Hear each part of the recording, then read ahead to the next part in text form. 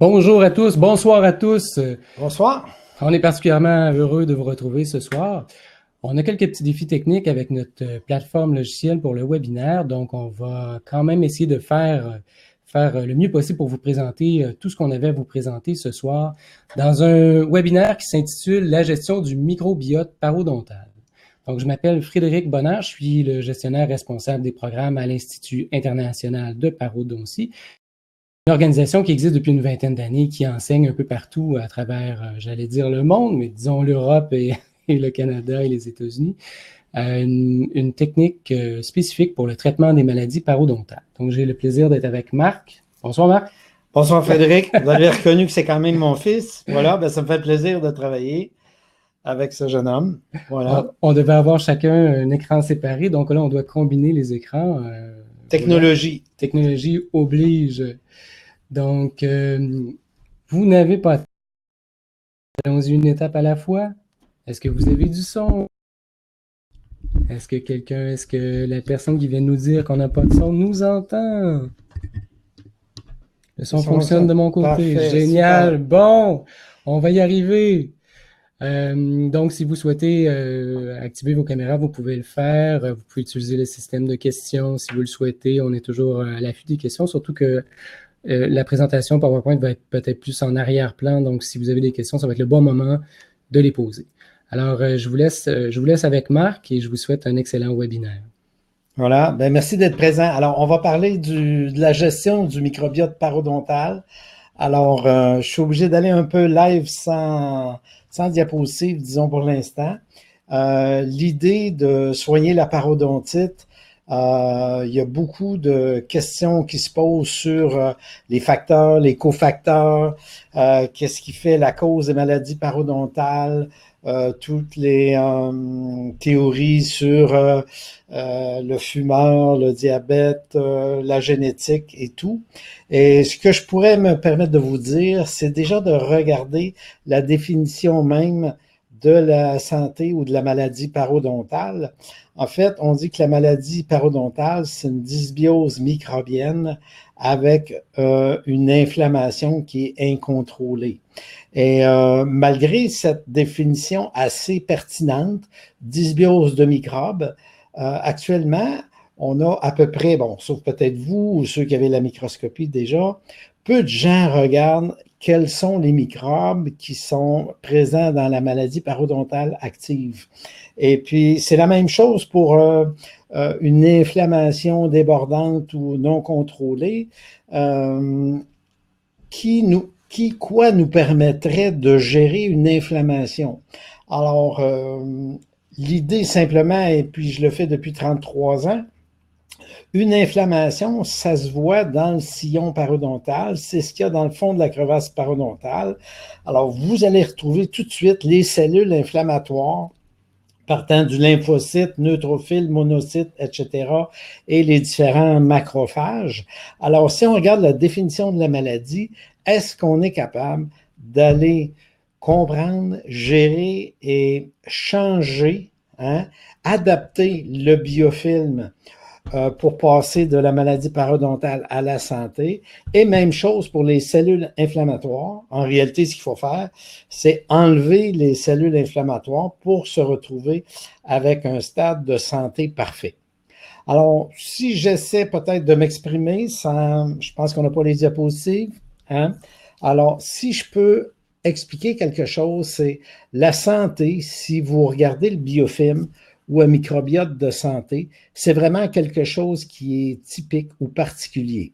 C'est-à-dire que dans la santé, vous avez ce qu'on appelait le complexe vert de Sokransky. Le complexe vert de Sokransky, c'est quoi? C'est des petites bactéries cocoïdes en forme de petits cercles qui font 1 micron et vous avez des filaments immobiles aussi qui font partie du complexe vert de Sokransky, qu'on est capable de reconnaître au moins la morphologie. Et ça, c'est ce qu'on appelle un microbiote de santé. Alors déjà, si on arrive à définir la santé, ça nous donne déjà un pas pour aller restaurer cette santé-là quand on est en maladie parodontale. Alors, grosso modo, la santé, quelqu'un qui est en santé, c'est quelqu'un qui n'a pas de poche parodontale ou 3 mm et moins, 1, 2, 3 mm au sondage. C'est quelqu'un qui ne présente pas de saignement au sondage, alors c'est le but visé. Ensuite, c'est quelqu'un, et ce qu'on oublie souvent, c'est d'avoir un biofilm de santé, c'est-à-dire des petites bactéries, cocci et filaments, comme une personne en santé. Alors, ça, c'est bien. Et l'autre chose, il faut éviter d'avoir des cellules inflammatoires dans le sillon parodontal. Alors ça nous donne la santé parfaite et c'est un peu le but visé.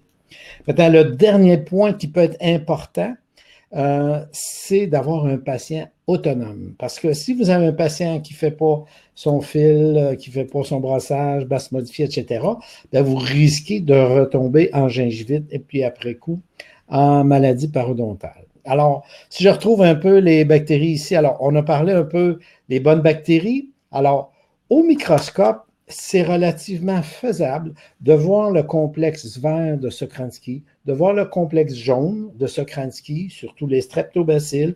Ensuite, le complexe orange. Alors, on a des représentants à la microscopie au niveau des microbes. Alors là, il s'agit des bacilles trémotiles. Et enfin, on a des représentants, au moins 2 représentants du complexe rouge de Sokransky, qui sont le spirochète et Tanarella, qui est un vibrio qui est relativement agile. Alors, si on peut avoir des films, est-ce que On peut-être peut tu peux faire, mettre un si film on de santé? improvise, on peut essayer de On vous montrer à improvise. quoi ressemble le biofilm de santé. Voilà. Alors, dans l'improvisation, flore de santé. La première. Voilà. Alors, est-ce que vous arrivez à voir la flore de santé? J'espère que oui. Bref, voilà. Alors, des cellules épithéliales, j'espère que vous arrivez. Ce sont des cellules épithéliales parce qu'avec notre sonde, on va chercher le biofilm. Et on a des bactéries en forme de filaments, quelques petits points. Chez ce patient ici, il y a 90% de filaments immobiles et des petits points qui font 1 micron de large. Et ça, c'est un biofilm typique de santé. Alors, c'est à peu près une tautologie. Si vous avez ce biofilm-là, vous ne pouvez pas être en présence de gingivite ni en présence de parodontite. C'est vraiment une tautologie, c'est une égalité. Alors, le but en gérant un patient, en gérant sa maladie, c'est de retrouver des points et des traits, des cocci et des filaments et des cellules épithéliales. Alors, c'est parfait de mon côté. Maintenant, si on parle de la gingivite, ça va être quoi? Ben, la gingivite, on va arriver en règle générale, disons que ça démarre quand on a des spirochètes. Les spirochètes, c'est facile, les petites bactéries qui tournoient comme des serpentins. Les patients les reconnaissent facilement et on peut partager ça avec eux.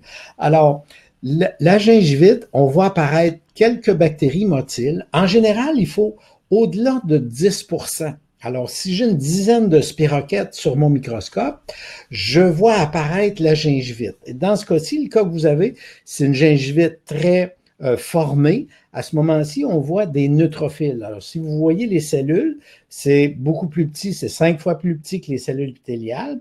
Alors, vous avez des neutrophiles. Alors, c'est des globules blancs. Globules blancs, là, vous avez une cellule épithéliale à gauche, vous avez plusieurs spirochètes et vous avez une dizaine de neutrophiles. Or, ça, c'est un biofilm ou un microbiote typique de la gingivite. D'accord? Alors, tout simplement, dans la gingivite, on voit des cellules inflammatoires, surtout neutrophiles. On voit occasionnellement une cellule épithéliale, mais là, c'est occasionnel. Alors, on nage un tout petit peu dans.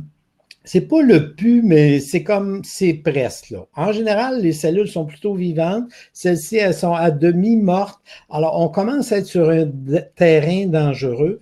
On arrive presque à l'idée de la parodontite. Mais actuellement, on est simplement en gingivite.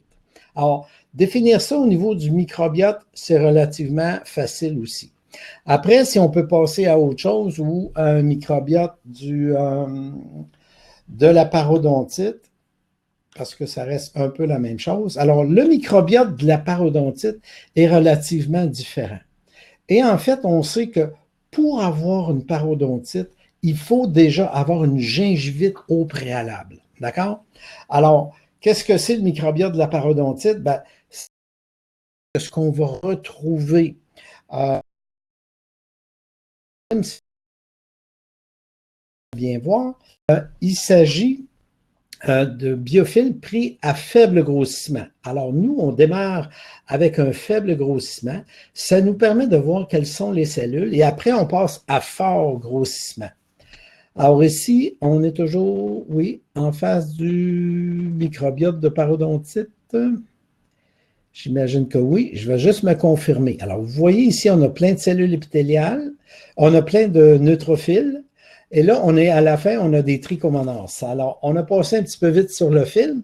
Finalement, on a des grosses cellules qui sont des amibes, Entamoeba gingivalis, et dans ce cas-ci, c'est une parodontite un petit peu plus agressive. Alors, à gauche, vous avez quelques trichomonas, encore une fois, une amibe ici aussi. Des grosses cellules larvaires. Alors, c'est des protozoaires. C'est des protozoaires qui sont présents à peu près dans tous les cas de maladies parodontales actives. C'est sûr, si vous avez pris des antibiotiques un mois avant, vous allez en retrouver moins ou pas, mais ça va avoir tendance à revenir. Alors, dans les parodontites, comme ici, là, on voit 2 ou 3 amibes, une espèce d'animalcule qui se balade. Alors ça, c'est à peu près 100% des parodontites. Et le trichomonas que je vous montrais au tout début, c'est en général 25% des parodontites, ce qui les rend relativement agressives. D'accord? Alors, le biofilm de santé, coccier-filament, absence de globules blancs, le biofilm de gingivite, des bactéries motiles, comme ici aussi, plus des globules blancs, et le biofilm, le microbiote de parodontite, vous avez les mêmes bactéries motiles, ici beaucoup de bacilles, groupe orange de Sokransky, et vous avez des amibes qui se baladent, qui nous confirment qu'on est actuellement en maladie parodontale. D'accord? Alors, pourquoi, disons que les gens s'accordent maintenant, depuis 33 ans que je le préconise et que je l'enseigne, les gens confirment maintenant qu'on va retrouver les parasites dans la plupart des maladies parodontales. La science nous confirme ça et qui sont à peu près absents dans la santé. Il reste simplement à définir la santé. Disons qu'aujourd'hui, la santé est plutôt définie par des mesures de poche parodontale, alors qu'il faudrait définir la santé à partir du microbiote. Alors, c'est beaucoup plus juste. Alors, vous voyez ici 3 amibes au centre. Est-ce que, Frédéric, tu peux mettre l'amibe qui tournoie un tout petit peu? Oui, bien sûr. Alors, je vais essayer de vous expliquer pourquoi une amibe ou un parasite, c'est pathogène. Alors, disons que pour l'amibe Entamoeba gingivalis, c'est une espèce de petite bête qui se balade, qui se promène dans le fond de la crevasse parodontale. Il peut en avoir une quinzaine, il peut en avoir 100, il peut en avoir un millier, d'accord? On en compte des fois 60 par millimètre carré. Alors, vous voyez typiquement l'amibe ici qui est en train de phagocyter le noyau du globule blanc. Alors, ça, c'est un monocyte. Alors, l'amibe ici, c'est en accéléré, vient de manger le noyau du monocyte. Alors, cette cellule-là, qui devait normalement vous défendre, est en complète incapacité parce qu'elle a perdu son noyau. Elle a perdu sa capacité. Or, pourquoi elle l'a perdu? Parce que l'amibe se propage autour des cellules blanches, des globules blancs, qui normalement devraient nous défendre, et puis elle va s'accoler aux globules blancs. Une fois qu'elle s'est accolée dessus, elle va comme anesthésier le globule blanc. Alors, le globule blanc est rempli de granules qui dansent, ça c'est normal. Et puis, au passage de l'amibe, l'amibe envoie un produit toxique qui va anesthésier le globule blanc. Alors là, les granules s'arrêtent. Le globule blanc est comme anesthésié et le pseudopode du parasite va aller chercher le noyau pour aller se nourrir. Alors, disons que d'avoir une bête, un petit animalcule qui se promène à peu près tout le temps dans les maladies parodontales, et puis un animalcule qui est capable de se déplacer et d'aller trouver ces globules blancs, parce qu'en général, un amibe s'entoure d'une centaine de globules blancs. Alors, c'est un petit peu comme si lui était dans le garde-manger. Alors, il va chercher, il va anesthésier ces globules blancs pour tout, puis après, il va se nourrir de leur noyau, ce qui les rend impossibles à gérer l'inflammation. Et puis, ce parasite-là, ben, si vous remarquez un petit peu, il y a une petite queue derrière, on appelle ça un neuropode. C'est une façon de changer sa membrane pour se défendre contre les globules blancs. Bref, il y a plusieurs caractéristiques de ce parasite pour aller briser le globule blanc. Maintenant, un globule blanc qui n'a plus son noyau, un globule blanc, ça doit faire deux choses principales. C'est ce qu'on appelle le net, c'est-à-dire qu'il envoie ces granules à l'extérieur pour aller tuer, enrober les bactéries. Et là-dedans, il y a des produits à base de peroxyde d'hydrogène. Alors, tout ça, ça va détruire les bactéries. Alors, c'est clair qu'un globule blanc il n'y a plus de noyau, c'est comme s'il n'y avait plus de tête, il n'y avait plus d'organisme pour gérer sa cellule, ne peut plus faire ce mouvement-là et aller tuer ou aller chercher les bactéries. Le deuxième point, quand le globule blanc perd son noyau, c'est qu'il ne peut plus faire apoptose. Apoptose, c'est le globule blanc, le neutrophile. Une fois qu'il a accompli son travail, ben à ce moment-là, il va se défaire en petits morceaux, en petits granules, et les macrophages arrivent pour ramasser les granules. Ça permet d'éviter qu'on ait une problématique sur les tissus environnants. Okay? Alors, le fait de faire apoptose, c'est une guérison normale. Alors, par exemple, vous avez une blessure, une coupure, vos globules blancs arrivent, ils vont vous désinfecter tout ça, ça va bien se placer. Une fois que l'infection est partie, les globules blancs vont dégénérer et être avalés tigré par les macrophages. Maintenant, quand le globule blanc, dans le cas de la parodontite, rencontre le parasite, il ne peut plus faire ni apoptose normale. Et c'est là que tous les enzymes protéolytiques qui sont situés dans le globule blanc, tous ces enzymes-là vont être relargués dans le fond de la poche parodontale et c'est ce qui va détruire les tissus. En fait, ce n'est pas la mine qui détruit les tissus, c'est les globules blancs qui n'arrivent plus à faire leur travail normal et les enzymes protéolytiques qui sont contenus dans le globule blanc, c'est ce qui va détruire les tissus environnants. Alors, il faut, pour se soigner d'une parodontite, pour gérer le microbiote, ben, il faut se défaire de ces choses-là. Alors, comment on arrive à jouer? Ben, on arrive à jouer, par exemple, en prévention, ben, c'est d'éviter d'avoir la gingivite. Si je n'arrive pas à avoir de gingivite, je n'ai pas de parodontite présente. Alors, déjà, c'est un bon moyen. Et c'est pour ça qu'il faut voir que, je vous donne un bon point ici sur la génétique. On dit la maladie parodontale, c'est génétique. Écoutez, chez les dentistes, les hygiénistes dentaires, on a 1 à 2 de maladies parodontales. 1 à 2 alors que chez l'être humain normal qu'on voit tous les jours, lui, c'est 50 chez l'adulte de maladies parodontales. Si c'était génétique, c'est clair qu'on aurait des chiffres semblables. Le fait que le dentiste et l'hygiéniste aient une hygiène parfaite, déjà pas de gingivite, et puis ça évite qu'on ait ensuite une parodontite. Le deuxième point, c'est l'infection. Alors, il y a une infection qui se produit sur la gingivite. Alors, des parasites, vous en attrapez chez la moitié des gens qui sont infectés. Le simple fait d'avoir des contacts directs, de s'embrasser, French kiss, tout ce que vous voulez, OK? Toutes les activités sociales entre les gens. Et ça commence souvent à l'âge adulte, notre vie en société. C'est là que la maladie parodontale démarre avec les petites poches de 4 et plus 5 mm dans la trentaine. Alors, premièrement, c'est d'éviter l'infection. Alors, on évite l'infection en n'ayant pas de gingivite. Éviter de rencontrer ces parasites-là. Alors, chez le voisin, dans l'eau des tropiques surtout, avec des objets qu'on se prête. Par exemple, quand on parle de cigarette, oui, peut-être la cigarette, il y a un lien, mais n'oubliez pas que quand on fume une cigarette, 70 000 fois par année, on met notre main à notre bouche et puis des fois, on se prête la cigarette les uns les autres. Alors, encore là, c'est un facteur de contamination. Alors, les vacances, l'eau du robinet surtout dans les tropiques, les proches, les conjoints, plus vous avez de conjoints, plus vous êtes à risque d'attraper tout ça sur votre gingivite préexistante. Et puis nous, on pense qu'il faut faire attention parce que les petits animaux de compagnie, les chiens, les chats, surtout les chiens, on voit beaucoup de gens qui font bisous, bisous avec le chien-chien. Et la majorité des chiens, après 3 ou 4 ans, ils sont aussi en parodontite avec exactement la même flore. OK? Alors, le dernier gros point, c'est d'éduquer le patient à faire attention à ces choses-là. Alors, on l'éduque à éviter la gingivite et puis on l'éduque à faire attention à son environnement. Pas se prêter la bouteille avec celui qui a une maladie parodontale. D'accord? Alors, ça, c'est de la contamination. Avant la contamination en parodontie, on disait oui, non, ça n'arrive pas.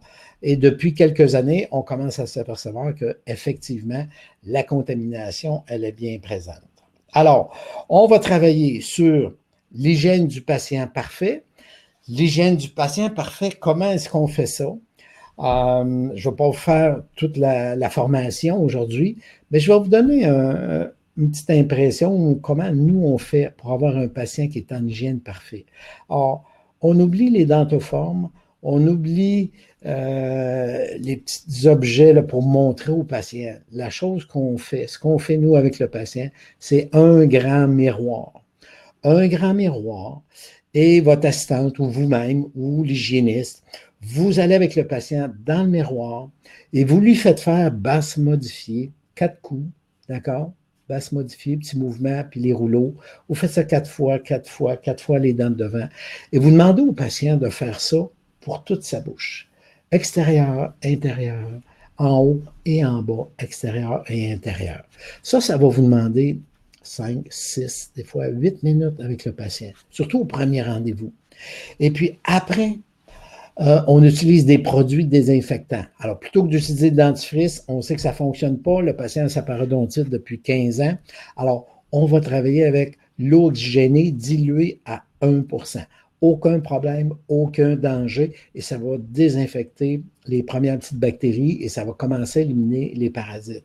Alors, ça, c'est une technique qu'on utilise le premier mois. Et puis ensuite, on va continuer. Deuxième mois, on va ajouter ce qu'on appelle, nous, la poudre de Torrens. Ce n'est pas la pâte de caisse, parce que la pâte de caisse, ce n'est pas très efficace. La chlorhexidine, ce n'est pas très efficace non plus. Si vous voulez quelque chose d'efficace, c'est une poudre de bicarbonate salée. Alors, il y a 1 portion de sel pour 6 portions de bicarbonate. On vous explique ça dans la formation. Et puis, le patient va simplement l'appliquer sur sa gencive en couche mince. D'accord? Alors, ça va vraiment enlever l'édème, réduire le nombre de globules blancs, faire éclater les parasites, tuer les bactéries. Alors, c'est quelque chose d'inusité, mais c'est le sel. Le pouvoir du sel est énorme. Alors, le patient applique ça sur sa gencive, il va cracher les excès et il va garder ça 5, 10, 15 minutes. Alors, à partir de ces petits désinfectants-là, on améliore des cas relativement beaucoup. Et puis ensuite, on va utiliser, si on a besoin d'aller un peu plus loin, si les poches sont 6, 7, 8 mm, on va utiliser des crèmes à base de métronidazole. Pourquoi le métronidazole? Parce que le métronidazole, ce n'est pas un antibiotique. Le métronidazole, c'est un antiparasitaire. Il y a beaucoup de dentistes, il y a beaucoup de parodontistes qui vont utiliser le métronidazole en se disant, ben, on ne sait pas pourquoi, même ça a été publié dans le journal de périodontologie en 2015, on ne sait pas pourquoi le métronidazole, c'est si efficace en parodontie. Ça améliore tous les paramètres cliniques, les paramètres des poches parodontales, etc. Il y a une grosse réduction des poches parodontales avec le métronidazole. Mais la réponse est simple.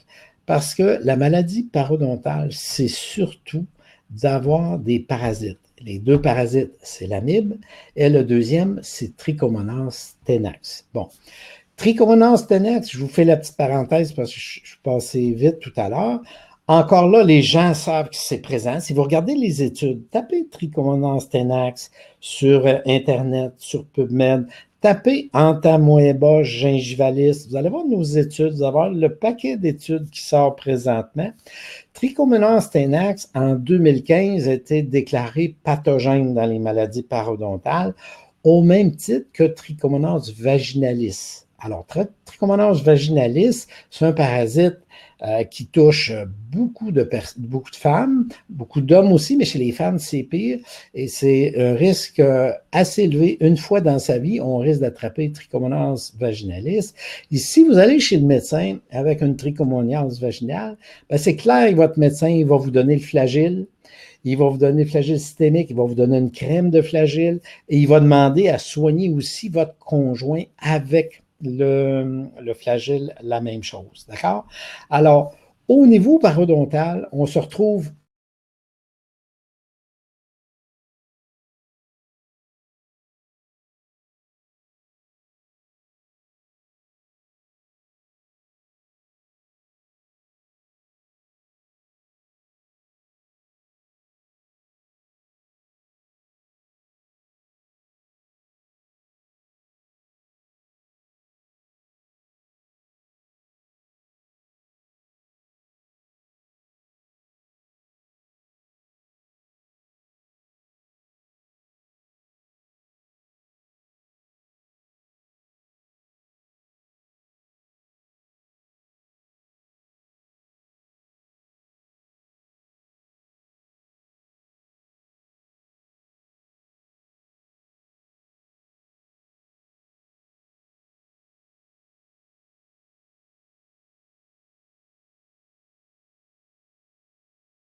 pour trouver très, très facilement et fort probablement en parodontite agressive. Alors, remarquez vos cas, si vous avez le microscope, si vous n'avez pas, mais nous, on vous conseille fortement d'avoir un microscope parce que ça vous donne exactement toutes les réponses. Vous avez une parodontite agressive chez un jeune patient de 30 ans, distal des 6, et vous avez la même chose en parodontite juvénile. J'ai des enfants 7 ans, 8 ans, 9 ans. Vous avez la présence de ces parasites. C'est très agressif et vous allez voir l'os qui commence tout de suite à se briser et à se défaire partout.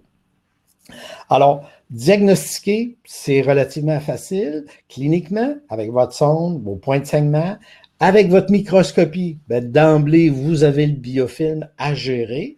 Et comment on va le gérer? On a vu, au départ, on utilise des produits de désinfection qui vont aller en évoluant, d'accord, progressivement, jusqu'à aller au métronidazole systémique si on a besoin.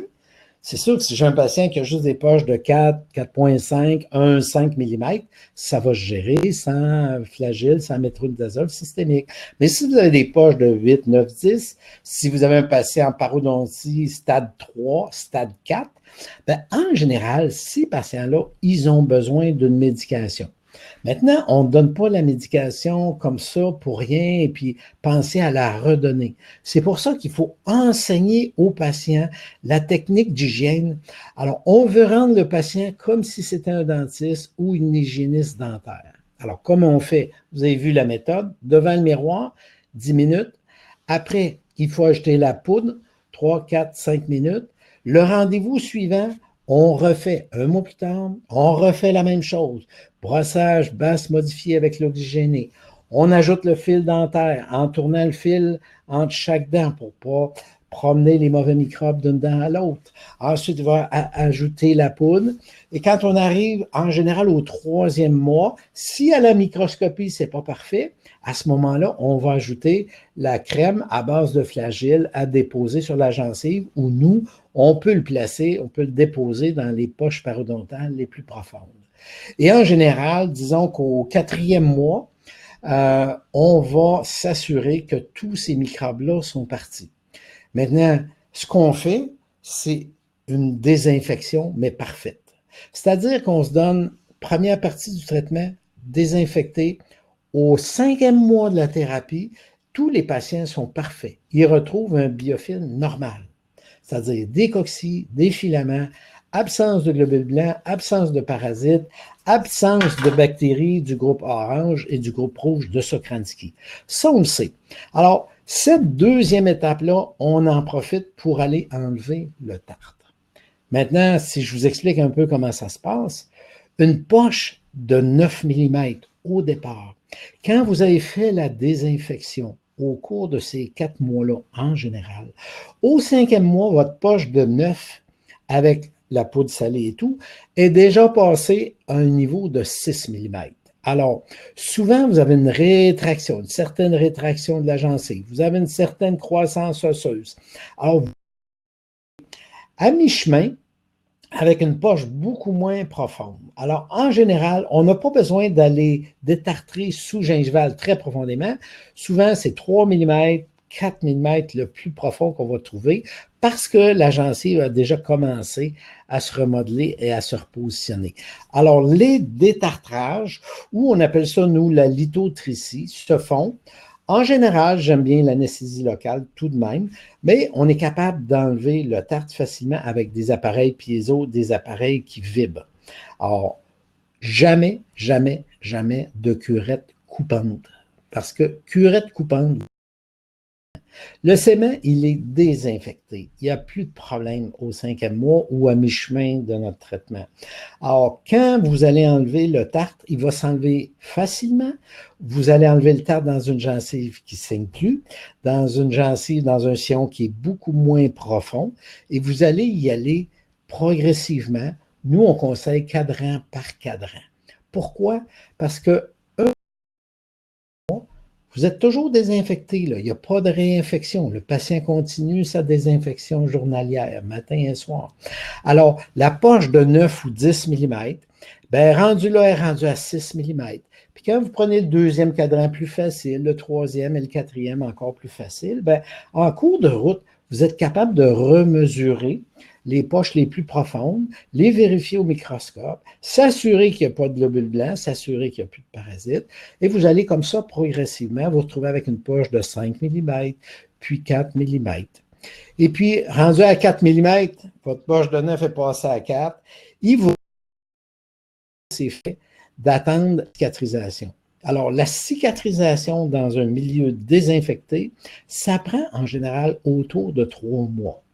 Alors, le patient continue ses produits désinfectants, sa technique habituelle, la soie, et ça, on le revise avec le patient dans le miroir avec chaque visite. Alors, nous, en général, un traitement, c'est autour d'une dizaine de rendez-vous, d'accord? Il faut prendre son temps et il faut donner 15 à 20 minutes au patient pour faire sa désinfection parfaite, d'accord? Alors, ça, c'est fait, refait, re-refait. Le patient prend 20 minutes au début, puis ça passe à 15 minutes, puis ça passe à 10, à 6, puis ça passe à 3, 4 minutes. Le patient est entraîné de la même façon que vous avez été entraîné comme hygiéniste ou comme dentiste à l'université. Et c'est pas pour rien qu'on n'a pas de maladie parodontale. C'est pas pour rien qu'on est 1-2% seulement. Et le patient, ben, il faut lui rendre le service que nous, on a reçu à l'école. Alors, c'est pas vraiment complexe. Si le patient apprend à ne plus avoir de gingivite, ce qui est relativement facile parce que le patient, il fait la démarche dans votre cabinet, dans votre bureau, à chaque étape, à chacune des visites. Ce qui fait qu'au bout de l'année, à 12 mois de traitement, en fait, on a eu 9 séances, on arrive à une 10e séance sur le 12e mois. Là, vous reprenez votre charte parodontale au complet, vous reprenez vos points de saignement, vous reprenez votre microscopie parce qu'on le fait à chaque mois, à chaque étape pour s'assurer que depuis le 5e mois, tout est toujours parfait. Et vous allez retrouver une guérison parodontale. Alors, la guérison parodontale, quand vous arrivez à 12 mois, c'est relativement facile à calculer. Vous reprenez votre sonde, là, au lieu d'avoir 6, 9, 8, 7, 6, 5, hein, etc., vous avez 3, 3, 3, 3, 3, 3, 3, 2, 1, 3, 3, des fois 1, 4. Alors, si je peux vous présenter, je ne sais pas, peut-être qu'on n'a pas les diapositives ici, mais on a fait une étude en 2013 avec 632 patients. 632 patients qui étaient séparés dans une petite clinique où on faisait à peu près 10 patients pendant l'année. Une autre clinique où on faisait 25 patients parodontaires avec notre méthode antiparasitaire. Une avec 50, une avec 150, une avec 300 patients chez des parodontistes exclusifs. On a fait l'étude en France. Alors, c'est actualité odonto-stomatologique, traitement antiparasitaire. 3 petits points, vous allez trouver ça facilement, AOS 2013. Et puis, notre résultat moyen pour les 632 patients, c'est 95,7% de fermeture des poches pour une moyenne. Alors, une moyenne à 95,7%, c'est fermeture des poches. Et même chose, 96%, arrêt des segments, c'est excellent. Si vous faites des surfaçages, seulement, allez dans la littérature, surfaçage, hygiène et chlorhexidine, vous allez voir, même ça a été publié en 2019, Journal of Periodontology, vous avez 5 à 19% de fermeture des poches. 5 à 19% de fermeture des poches après 4 surfaçages, instructions d'hygiène, c'est pas beaucoup. C'est pas beaucoup, pourquoi? Parce qu'on n'a jamais contrôlé le microbiote. On n'a jamais contrôlé ce qu'il y avait dans les poches. Si vous contrôlez, vous voyez ce qui est là, ben, c'est la façon qui va vous faire agir pour les éliminer. Sinon, vous ne savez pas que c'est là. Or, surfaçage, 5 à 19% de fermeture des poches. Après, vous pouvez faire la photothérapie, les colorants, etc. Photothérapie avec une antibiothérapie connexe, si vous voulez. Le meilleur, en général, ça tourne à peu près à 50% de fermeture des poches. 50% de fermeture des poches, c'est pas très bon. C'est le patient à moitié malade, à moitié guéri. Et quand vous êtes à moitié infecté, ben, c'est que ça revient. Après, vous avez toute l'histoire de la logique ou, si vous voulez, le laser. Bien, le laser, oui, il va tuer, il va éliminer les microbes qui sont dans le sillon parodontal. Et puis les gens, la technique au laser va plutôt être rapide, en une fois, et puis on n'a pas tout le contexte. Et c'est là qu'on oublie les autres éléments. De faire qu'un patient soit parfait en hygiène, ça, c'est passé trop vite si vous faites du laser.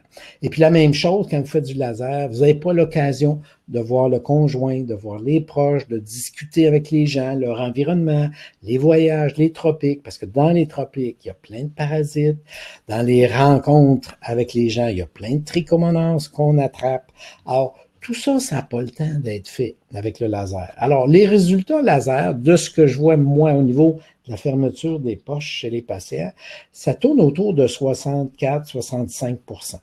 64-65%, c'est pas mauvais, mais ça nous laisse 30 quelques pourcents d'infection qui est encore présente. Et si vous regardez les dernières études, vous allez voir Journal Periodontologie 2019, vous allez voir le microbiote en début de thérapie parodontale, le microbiote typique, complètement infecté, et vous regardez, après les surfaçages, on a exactement le même microbiote. Et puis, si vous faites la chirurgie ou si vous faites le laser et que vous n'avez pas géré le reste, vous allez vous retrouver post-traitement avec, encore une fois, le même microbiote pathogène parodontal. D'accord? Alors, l'élément le plus important, et puis c'est même dans la définition, ce que je vous expliquais au début de la maladie parodontale, un microbiote pathogène, ben, c'est pas compliqué. Le microbiote pathogène, il faut l'enlever. Il faut l'enlever. Vous avez vu l'image au début, des petits points, des traits sans rien. Ça, c'est l'image qu'on a d'un patient en santé. C'est ce que j'ai dans ma bouche. C'est ce que tous mes patients soignés, ils ont dans leur bouche. Et je vous avoue, après un an d'entraînement, quand le patient est guéri, déjà au premier, deuxième mois, il vous dit ça ne saigne plus. Il vous dit je vais beaucoup mieux. Il commence à sentir son fil et puis son fil sent plus l'infection. Alors le patient voit déjà toute l'amélioration. Quand le patient est devenu autonome, a eu son gain sur la maladie parodontale, ben c'est un peu comme aller en ski. C'est rare que quand vous savez aller en ski, vous allez retourner au chasse-neige puis vous allez recommencer. Non, vous l'avez acquis. Quelqu'un qui fait son fil à chaque jour, qui fait son basse modifié 4 coups à tous les jours, matin et soir, eh ben, il ne va pas recommencer. Puis le patient, on lui garde l'idée de utiliser ces désinfectants-là. Alors, les deux principaux, c'est ce qu'on appelle, nous, le régime de maintenance.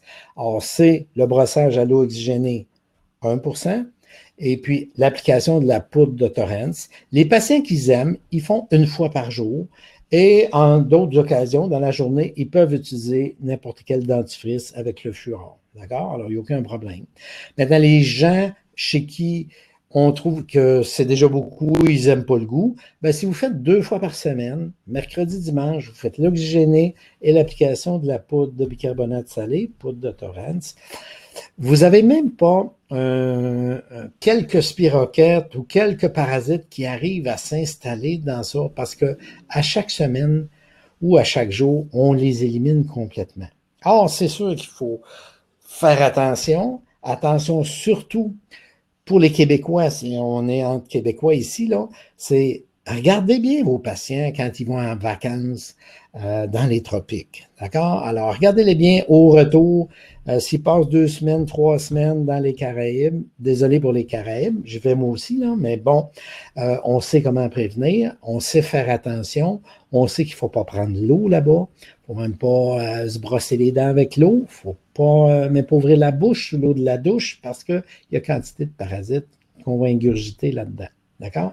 Alors, quand ils vont dans l'estomac, ils sont détruits. OK? Alors, il n'y a pas de problème en général, sauf pour l'amibe Entamoeba histolytica. Mais c'en est une particulière qu'on retrouve plus souvent au Mexique, par exemple. Et puis, les autres amibes, on les retrouve dans l'eau des robinets.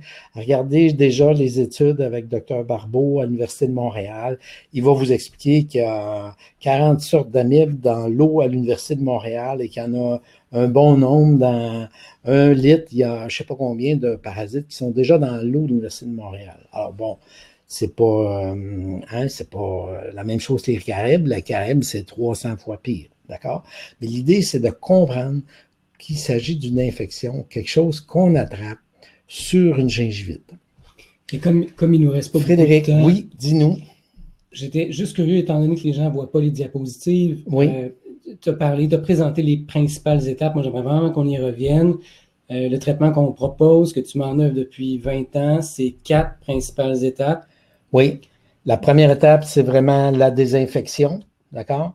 Alors, aller détartrer, aller cureter, aller surfacer dans une gencive, dans un os infecté, vous allez envoyer tous ces microbes-là dans la circulation sanguine. Et vous voyez combien de petits dégâts on retrouve chez les patients 3 semaines après leur détartrage ou leur surfaçage chez le dentiste. Ils en ont partout. Alors, médicalement, c'est pas une chose à faire. Il faut enlever les microbes, il faut enlever l'infection, première chose.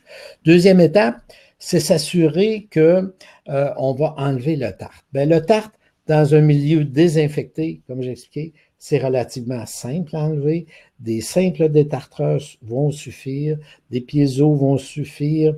Vous n'avez pas besoin d'une grosse arnementation pour faire ça. Alors, prenez votre temps aussi parce que plus vous allez vite, moins le patient a le temps d'attraper toutes ces notions-là. Pour qu'un patient guérisse, là, il faut qu'il comprenne. Déjà, en général, les dentistes, on ne comprend pas la maladie parodontale. Alors, c'est pas facile de l'expliquer. On dit c'est chronique, ça va revenir, etc. Tout ça, c'est faux. C'est génétique, tellement peu. D'accord? C'est familial, peut-être un peu, mais c'est vraiment l'environnement du patient.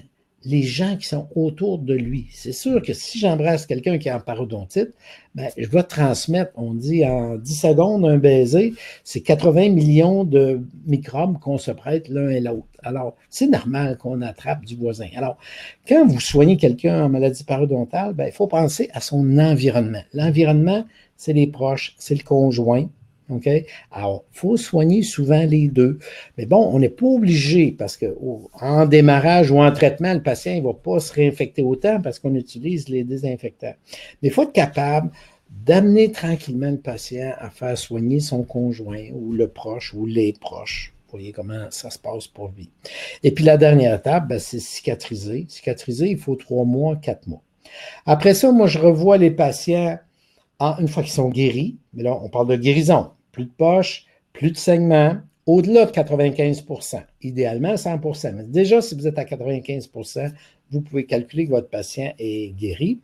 Parce que des fois, il y a toujours une molaire qui a un peu basculé, il y a toujours une question géographique qui fait que vous avez une poche de 4. Mais bon, en règle générale, au-delà de 95 vous pouvez considérer le patient guéri. Vous n'avez pas besoin de faire un gros traitement parce qu'il n'y a plus de poche. Il y a à peine du tartre. Je vois quand même le patient aux 3 mois pendant la première année. À chaque fois, on revérifie son microbiote. On va prendre un petit échantillon. En fait, on prend 3 échantillons, on met ça au microscope. Tout de suite, on a la réponse en 3, 4, 5 minutes. Et puis ça, on fait ça à répétition la première année. Une fois que le patient est arrivé à la deuxième année, pour moi, et qu'il a toujours un excellent résultat, absence de poche parodontale, absence de segment, une flore normale, et il est autonome sur la gestion de sa santé et le fait de ne pas réattraper, à ce moment-là, je le déclare complètement guéri. Et il n'y a pas de raison pour qu'un patient guéri doive être vu à vie, la maintenance, la maintenance, la maintenance. La maintenance, c'est quelque chose qui est utilisé quand on n'arrive pas à guérir les patients. Si votre patient est à moitié guéri, ben oui, il a besoin d'une grosse maintenance. Si votre patient est stabilisé, il a des poches de 5 au lieu de 8, ben, il n'est pas guéri. Il a besoin d'être suivi. Mais un patient, si vous faites une vraie thérapie parodontale avec une vraie gestion du microbiote parodontal, vous n'avez pas besoin d'une maintenance compliquée. Moi, ces patients-là, je les vois aux 6 mois. Ils sont comme vous et moi. Il n'y a à peu près rien à faire. Ils n'ont presque pas de tarte. Ils n'ont pas de plaque parce qu'ils ont été bien entraînés. Et puis, ils ne réattrapent pas parce qu'on ne peut pas réattraper une maladie parodontale si on n'a pas une gingivite. Et ces patients-là guéris, c'est des patients qui n'ont pas de gingivite comme vous et moi. Alors, peut-être, Frédéric, je ne sais pas s'il y a un moment prévu pour les questions ou Il si nous c'est reste une fonctionnel. dizaine de minutes. Dans le Est-ce fond, que vous avez la latitude d'écrire, de nous poser des questions. Peut-être qu'on pourrait débuter le bal en demandant aux participants si certains d'entre vous utilisent déjà le microscope, si certains ont déjà un microscope au cabinet. On vous laisse le temps de répondre. Voilà. Parce que comme la microscopie utilise, c'est un élément clé dans la méthode. Une des diapositives qu'on aime bien présenter, c'est la procédure ou les différentes étapes pour l'analyse du biofilm. Mhm. Donc, Alors, si je vous explique un tout petit peu en attendant, comment on fait avec le microscope, c'est simple. Vous avez un charting parodontal, une simple charte où vous avez des indices en voyant le patient. Vous prenez les 3 poches les plus profondes, d'accord? Vous les annotez sur votre charte parodontale. Ensuite, vous prenez sur une lame de verre, vous allez prendre un peu de salive dans la bouche du patient, sublingual, surtout pas de l'eau du robinet, parce que l'eau du robinet va avoir tendance à faire éclater les parasites, parce qu'eux, ils sont habitués dans la bouche de votre patient. Alors, vous mettez un peu de salive sur la lame de verre, en premier lieu. Après, vous allez chercher avec votre sonde parodontale, tout simplement le fond de la poche. Il ne faut surtout pas prendre la plaque supragingivale. C'est une grosse erreur qui se fait partout parce que les parasites sont là où est la destruction de l'os. Alors, vous allez au fond, vous avez une poche de 8, vous allez à 8 mm, vous remontez le long de la racine, votre sonde parodontale, vous allez déposer ça sur votre lame de verre avec la salive. Et nous, en général, on prend 3 échantillons. À 3 échantillons, on a vraiment une bonne idée de comment ça se passe avec le patient. Après ça, on met une lamelle par-dessus.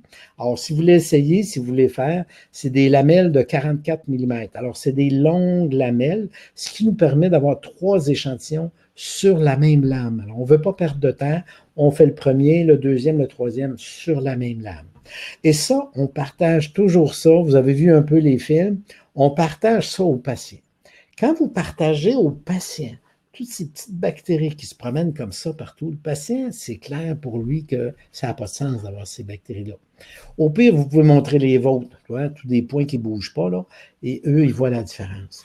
Maintenant, si vous êtes un bon microscopiste, vous arrivez à voir tout ça, vous allez montrer aux patients les parasites qui se baladent. Parasites qui se baladent comme ça dans le fond, là. Et puis, voilà, il y en a 3, 4. Des fois, ça fait un nid. C'est un peu comme des chenilles autour d'un pommier là, au printemps. Quand le patient voit ça, c'est pas qu'on veut lui faire peur, mais on veut qu'il comprenne. Et les patients, ils comprennent. Parfois, j'ai des biologistes, j'ai des dentistes même que je soigne, puis ils voient ça, ils ont les yeux grands comme ça. Moi, je ça dans la bouche. Ah bon, on m'en avait jamais parlé, on m'avait jamais dit ça. Pire encore, quand vous avez les trichomonas en deuxième qui se baladent comme ça, c'est comme des petites souris, des petits ratons qui se baladent partout. Les gens, quand ils voient ça, sont un berlu. Attendez, vous êtes en train de dire, docteur, que j'ai ça? Oui, vous avez ça, ces parasites-là, dans votre maladie parodontale, dans le fond de votre gencive. Puis vous avez exactement la même chose au niveau de vos périimplantites. Alors, on a étudié 35 patients en périimplantite. On a publié une phrase ou deux dans le même journal AOS 2013. Sur 35 patients atteints de périimplantite, il y en a 34 qui ont les parasites présents dans leur périimplantite. D'accord?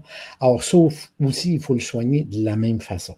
Maintenant, une périimplantite, c'est un peu plus difficile parce que l'os en secours ne va pas se reformer, alors qu'une dent, c'est beaucoup plus facile, ou un défaut vertical, ça va se refermer. Est-ce qu'on peut avoir une image ici? Non, vous n'avez pas l'image. Or, on aurait aimé vous présenter les images de reconstruction osseuse. Alors, la reconstruction osseuse, ça arrive tout seul quand vous n'avez plus de mauvais microbes. Aussitôt que tout ça, c'est parti, surtout dans les défauts verticaux, l'os va se reconstruire à l'intérieur de l'année.